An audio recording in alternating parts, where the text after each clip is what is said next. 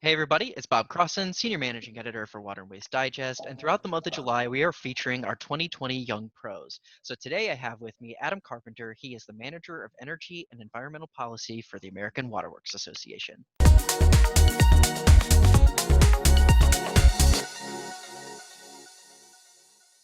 So Adam, thank you so much for being on the call. We appreciate you taking the time.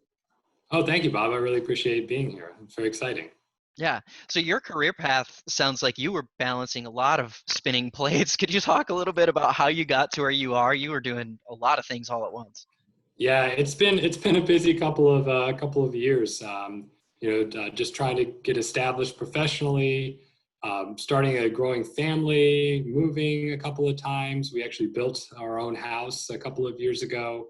It's just one of those things that life throws you a lot of things, and you have to try to do your best with every one of them and put all of your energy in every one and to the best that you can, and hopefully they all turn out really well.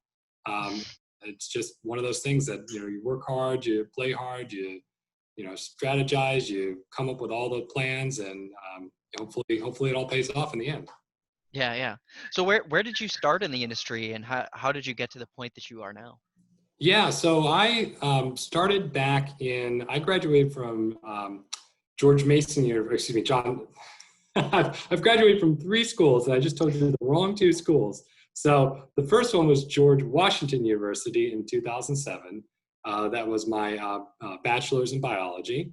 And I started working for a really small company. It was just me and just a handful of other people. It was called Beaker Tree. They were a great little firm that I was doing a lot of work for the EPA pesticides program there.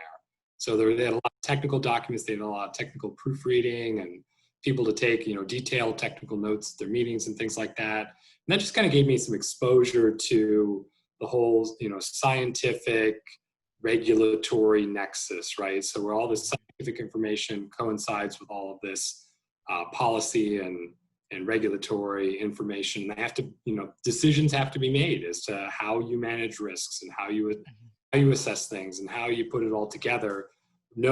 Always knowing that the science tells you a lot, but the science doesn't tell you everything, especially about what you have to do about an issue. So that really got me interested. But of course, I loved doing what I was doing there for the time I was there. But I didn't want to stay, just proofreading and attending and taking notes at meetings forever.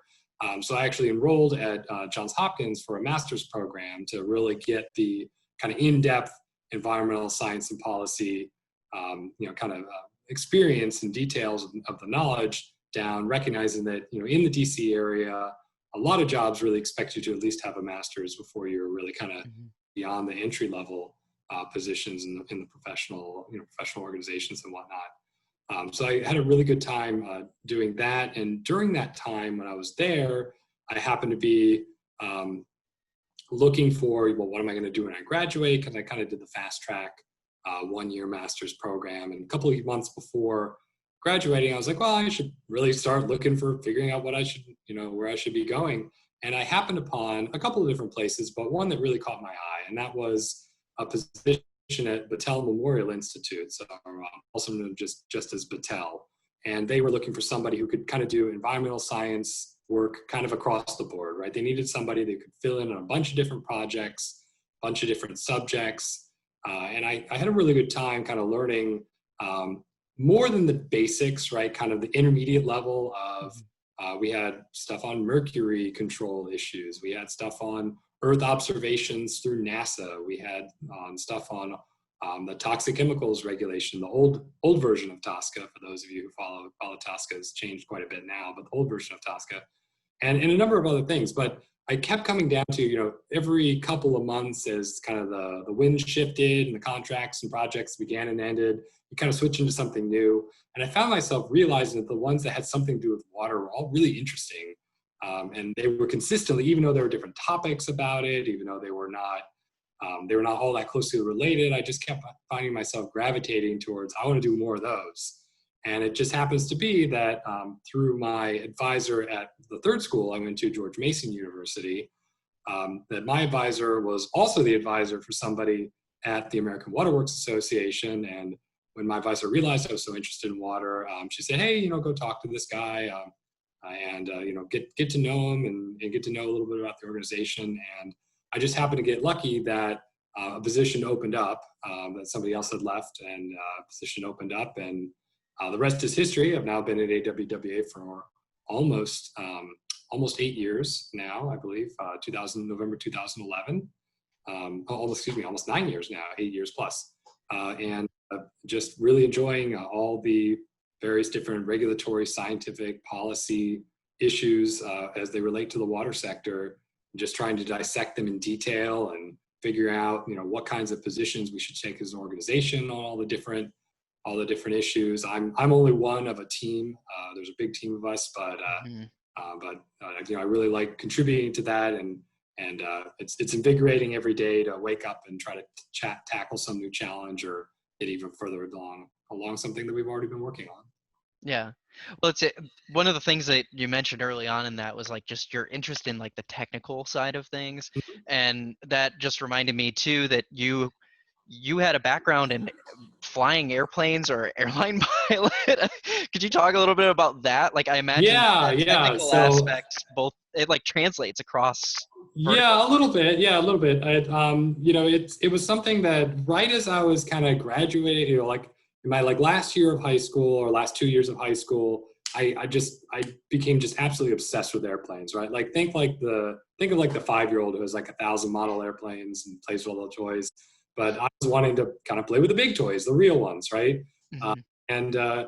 And for a while, and I guess in retrospect, maybe it was a good decision not to go into it.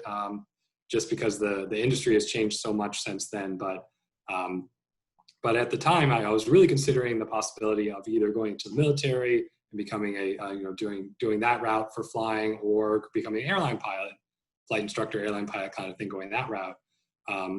It didn't happen to work out. I did take flight lessons for that summer between a little bit in the last year of high school, and then during the summer between high school and college, I did get the private pilot certification. I did do some flying on and off for a couple of years after that. Really enjoyed it.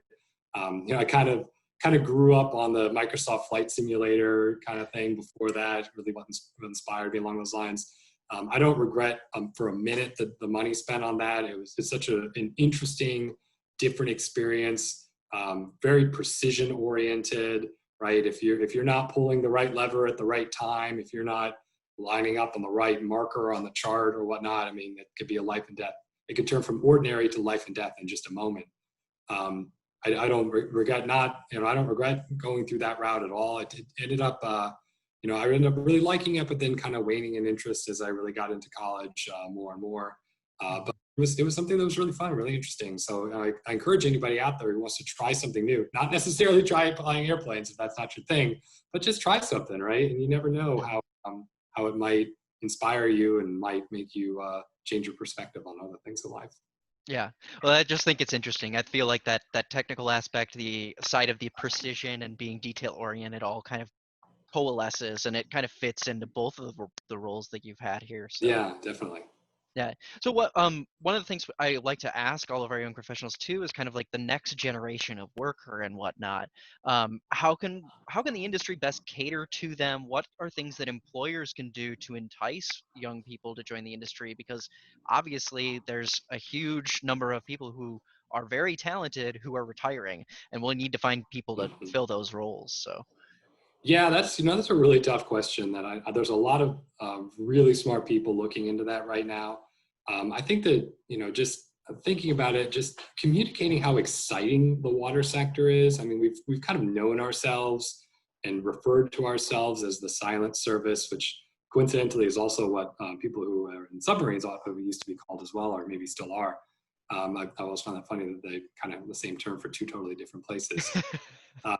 But I've heard that term many, many times in the water sector. And I think that even though we may not be front and center in the news often, we may not be front and center in customers' minds all the time, we are front and center in terms of a criticality for everything in society, right? I mean, for the economy, for public health, for just a functional society in general. If we didn't have clean, affordable water, it would be incredibly difficult to to function as a society. And then, I've got my glass of affordable, clean, safe drinking water right here, right next to me.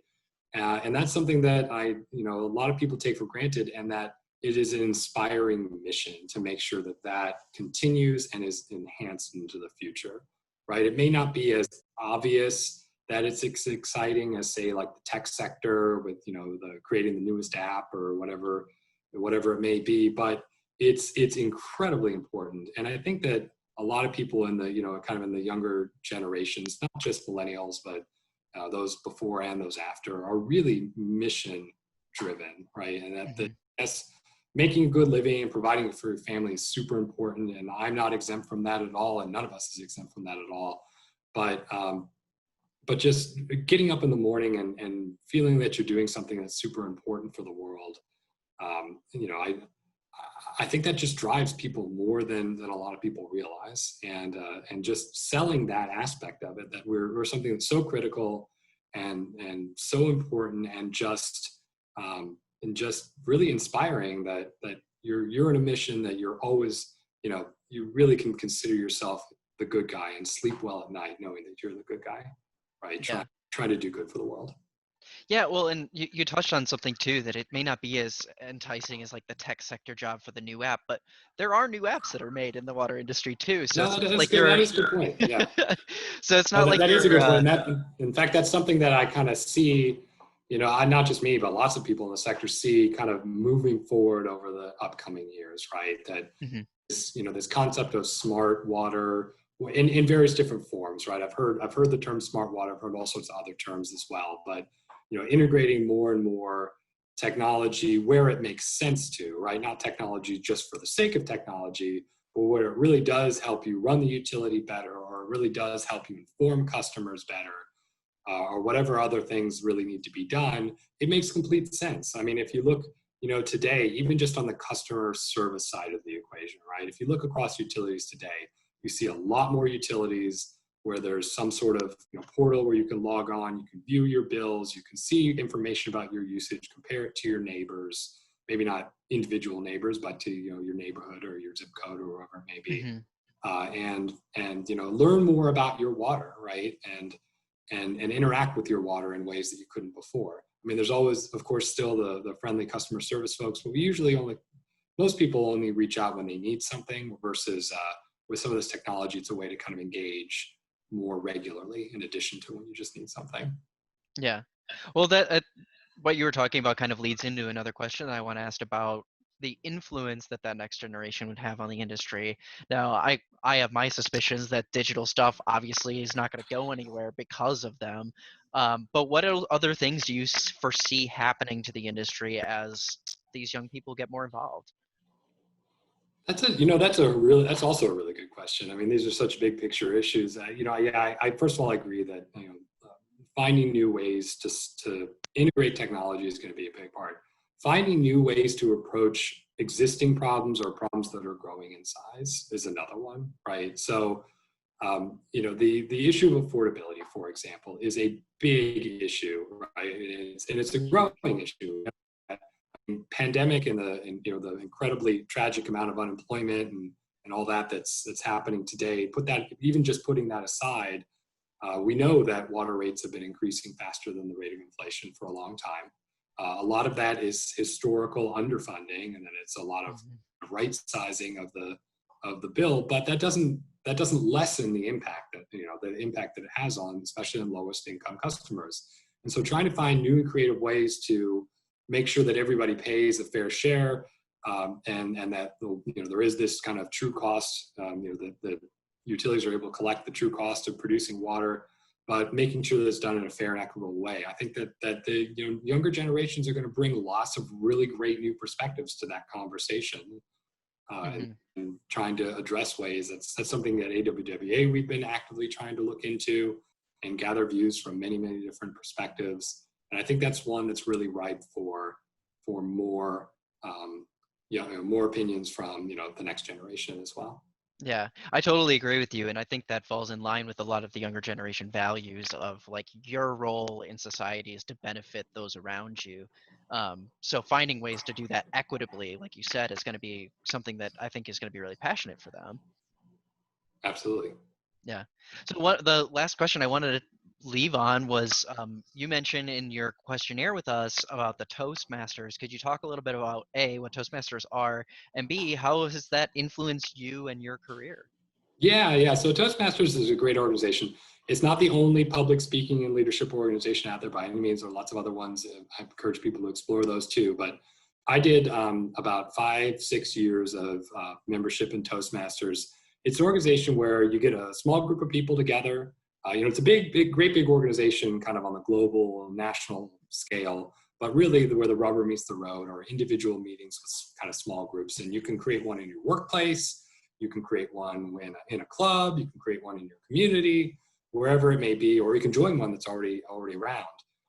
And they come together and basically practice some of the hard skills that folks, the skills that are considered soft skills but are hard skills to learn, like public speaking and various different aspects of leadership. And in an environment where, if you mess up a little bit giving your speech in Toastmasters, you get fantastic constructive feedback, right? Versus if you wait and you're trying to practice that skill when you're giving that huge pitch, to your upper level management, or trying to sell something to a client or whatever it may be. That's a little bit more of a real world consequence. So it gives you the opportunity to practice all of these skills, creating a speech, giving a presentation, various different aspects of leadership, and just grow over time and become cognizant of where your strengths and weaknesses are, and work on the weaknesses and capitalize on the strengths. So they've got a whole kind of educational program. My understanding is it's changed a little bit since I was there, since it's been a couple of years now, but basically you work your way up through this system. There's lots of milestones along the way, and you can reach all the way up to what's called the Distinguished Toastmaster Award, where basically you've gone through the whole educational program, and now you're viewed as a leader who really can help provide even more feedback and even more suggestions to others in the program. And actually the reason why I'm not part of it anymore is not because I grew tired of it, or because there was anything wrong with it or anything like that. It's just because now I have 2 kids and it's just time, and hope to get back to it someday, because it's a very rewarding experience. Yeah, my position before I worked here with Water and Waste Digest, I was a reporter, and that really instilled in me the importance of public speaking, because literally everything I covered was a public speaking event. So Yeah. it's like you don't really realize how important it is until you see it used in the real world every day. So. Exactly. Yeah. Especially imagine that, the first time, I'm trying to remember when it was exactly, but the first time you get up in front of an audience, you've got these incredible butterflies in your stomach. And the more you practice, right, even if it's not in front of a huge audience, the more you practice going through the motions of giving one of those speeches or whatnot, the more and more comfortable you are every time. Yeah. Well, thanks so much, Adam. I do appreciate you taking the time with us, and it's great to talk to you. And hopefully, we can see you at an event sometime soon before there's. Yeah, it sounds good. Yeah, I definitely look forward to when we'll be able to meet in person more easily again, and to see you and to see all your readers and viewers and everybody else in the sector. Yeah, same here. Well, thank you again. Awesome. Thank you.